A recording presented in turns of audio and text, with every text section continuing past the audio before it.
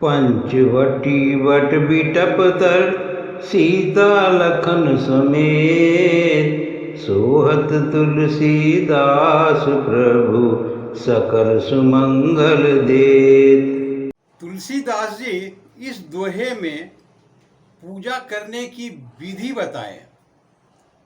आप राम भगवान की साधना आराधना किस प्रकार से करें जिससे कि आपका सभी मांगलिक कार्य और जीवन में सब कुछ मंगलमय हो, वो किस प्रकार से होंगे, यही इस दोहे में तुलसीदास जी ने समझाने का प्रयास किया। आप पूजा किस प्रकार से करेंगे, राम भगवान का जाप किस प्रकार से करेंगे, उनकी साधना आराधना कैसे करेंगे, वही समझाने का प्रयास किए।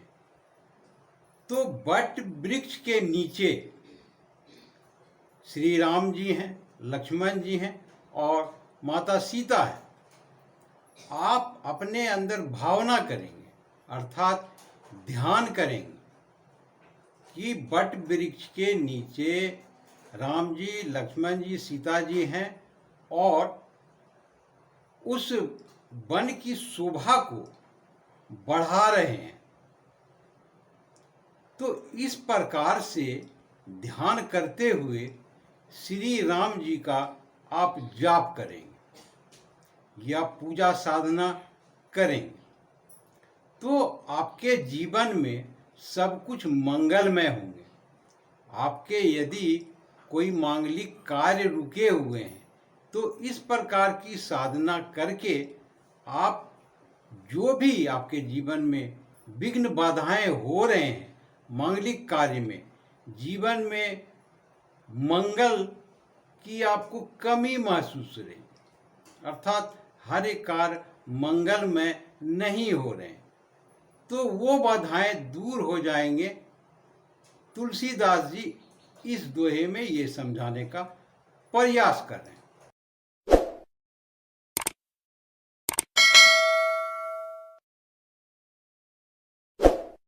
पै आहार फल खाई जसु राम नाम सठ मात सकल सुमंगल सिद्धि सब करतल तुलसीदास।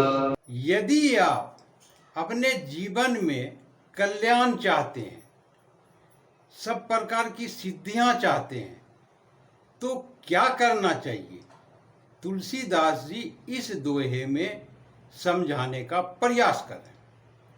यदि आप 6 महीने तक दूध पीकर साधना आराधना करें या सिर्फ फल खाकर साधना आराधना करें तो आपके जीवन में सभी प्रकार के कल्याण होंगे और सभी सिद्धियां प्राप्त हो जाएगी। तुलसीदास जी इस दोहे में यही कहने और समझाने का प्रयास कर रहे हैं। परंतु इस बात का भी ध्यान रखें कि यदि आपके अंदर यह शक्तियां हो, 6 महीना तक दूध पीकर के आप रह सकते हैं या फल खाकर रह सकते हैं, तभी इस प्रकार की साधना करें। यह एक प्रकार के हठ योग कहे जाते। तुलसीदास जी ने जो दोहे में कहा वो तो मैंने आपको बता दिया, परंतु मेरा दायित्व ये भी बनता है कि मैं आपको सावधान भी करूं। सभी से सभी कार्य नहीं होते हैं। यदि आप सक्षम हों या डॉक्टर के द्वारा आप जांच कर करके अपने शरीर की शक्तियों को पहचाने कि आप ऐसा कर सकते हैं, तभी करने का प्रयास करें। अन्यथा इस प्रकार के और भी कई साधनाएं हैं, आप कर सकते हैं, भगवान का कल्याण प्राप्त कर सकते हैं। आपके जीवन में मंगलमय और भी साधना के माध्यम से हो सकते हैं। इसीलिए मेरा कर्तव्य बनता है कि मैं आपको सावधान भी करूं। तो इस प्रकार से तुलसीदास जी ने इस साधना के विषय में बताए हैं। पहले के लोग कर लेते थे, उनके अंदर वो क्षमताएं थी, परंतु जो जो समय बीतते गए लोगों के अंदर अब क्षमताएं कम हो गई। इसीलिए आप अपनी क्षमता को पहचान कर ही इस प्रकार की साधना आराधना करें। धन्यवाद। आपने पूरा वीडियो देखा, इसके लिए शुक्रिया।